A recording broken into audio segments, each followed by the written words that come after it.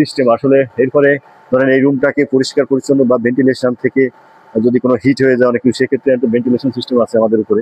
ওই যে আপনারা দেখতে পাচ্ছেন, এই যে ভেন্টিলেশন উপরে দেখা যাচ্ছে, এই যে ভেন্টিলেশনের ফ্যান আছে উপরে। আমি একটু দেখাই আপনাদের ভেন্টিলেশন ওই সিস্টেম। এখানে ফ্যান আছে একটা, দুইটা ফ্যান আছে। এটা দিয়ে আমরা সাধারণত এখানে হিটটাকে আমরা বাইরে ফাটিয়ে দিতে পারি। এরপরে আরো কিছু সিস্টেম আছে এখানে। অনেক সময় আমাদের মেনটেন্যান্স কাজ করার সময় এক্সট্রা লোডের দরকার হয়, সেই জন্য এটাকে বলা হয় মেনটেন্যান্স বক্স।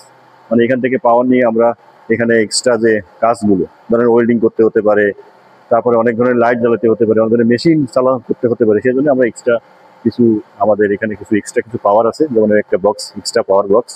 এছাড়াও এখানে আরো কিছু বক্স আছে, মানে ইলেকট্রিক বক্স এক্সট্রা পাওয়ার দেওয়ার জন্য।